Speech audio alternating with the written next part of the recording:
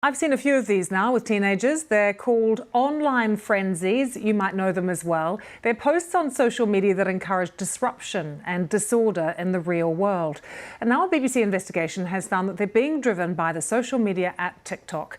Former employees say TikTok isn't tackling the issue for fear of slowing down the platform's growth. BBC Verify's Mariana Spring has been looking into it. Like everybody else on TikTok, I'm obsessed with this Idaho murder case. What connects false accusations of murder in the US? Where 4 students were brutally stabbed to death. Amateur sleuths turning up in a British town, and antisocial behaviour and vandalism in UK schools. The answer is they are all examples of TikTok frenzies identified by the BBC. When you post a video on TikTok, it can be pushed to users everywhere on the For You page at a speed and scale that doesn't seem possible on other social media platforms, creating a frenzy of posts. Former employees and creators have told me how this design means people are seeing videos they normally would not see and being incentivised to behave in a harmful way to produce more popular content. The search for mum of 2, Nicola Bully, continues, 8 days after she went missing. Nicola Bully's disappearance earlier this year shocked the UK. An inquest ruled the 45-year-old died by accidental drowning, but conspiracy theories exploded on TikTok, with police saying it interfered with the investigation. Hello. Hi. Lovely to meet you. Heather ran one account, racking up millions of views posting about the case, having never shared content like this on TikTok before. In one video, she falsely suggested footage of Nicola leaving the house on the morning of her disappearance was really her friend Emma. It received 3.6 million views. Whenever you post something and it gains traction, TikTok will send you little emails of encouragement telling you that you've received this many views, you're a hit. If you post something and you receive a lot of positivity from it, I think that can definitely change your behaviour, whereas before you might not have had that level of empowerment or entitlement. Heather seemed to really regret becoming caught up in this frenzy, and she told me that without TikTok, she just doesn't think she would have participated in this way. When you're seeing video after video after video of the same content on the same topic, it's very easy to just think, well, I can join in on that and I'm just another person. I've had to remind myself these are other people's lives, and it's not just a video that's going to go nowhere. It's potentially going to blow up in your face, and then you are accountable.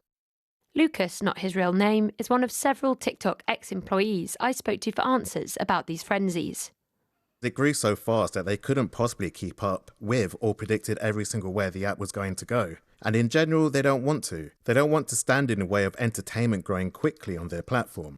It's about money. The more users they have on the platform spending more time watching videos, they can sell more ads, sell them for a higher price. It's probably the most addictive platform that we've encountered yet, and I think that's a real danger, especially because of how young the audience is and how impressionable they are. TikTok told the BBC, our platform reflects conversations happening up and down the country and in the media. Our recommendation system is designed to prioritise safety, suggesting a range of content, proactively interrupting repetitive patterns, and reducing the reach of videos containing unverified information. Prioritising safety is not only the right thing to do, it makes business sense. Speaking to ex-employees and users, it seems that these frenzies are difficult to keep up with, and it's hard to know when and where the next one will happen. Mariana Spring, BBC News. Let's take you to Mariana now, who is in the newsroom for us. I'm always so fascinated by your investigations, Mariana, and this one is no different, because I myself have seen quite a few of these frenzies with my kids. You've investigated some other ones, though, that have had real-world impacts. Tell us about them. I have, and thanks for having me, Lucy. So as part of this investigation, I looked into 4 incidents of frenzies in particular, where TikTok appeared to be driving disproportionate engagement to these topics, and that was then connected to harmful behaviour offline. So just earlier, you heard about the disappearance of Nicola Bully here in the UK and the frenzy on TikTok around that. But also there were these murders in Idaho, Moscow, a place actually I hadn't heard of before in the US, before it popped up on my TikTok feed, and my TikTok feed was absolutely inundated with it. 4 college students lost their lives during a kind of horrible attack at their student home. 2 roommates survived. And again, a similar frenzy like the Nicola Bully case unfolded in that situation, with people even turning up at the scene, false accusations of murder, and witch hunts, effectively, of people who they accused of being involved in this. And then I also looked at the way that TikTok and these frenzies can further inflame situations that are already unfolding. Think back to those riots that happened in France and that started after a teenager was shot dead by police back at the start of the summer.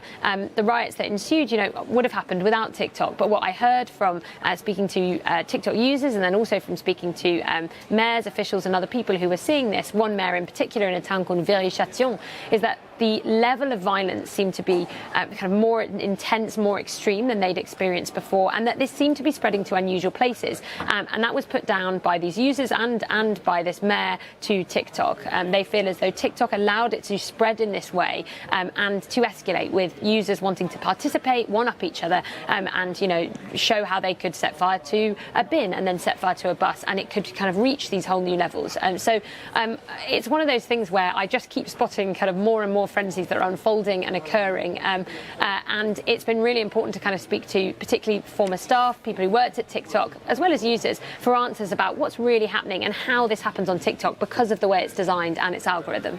Mariana, great investigation. Thanks so much.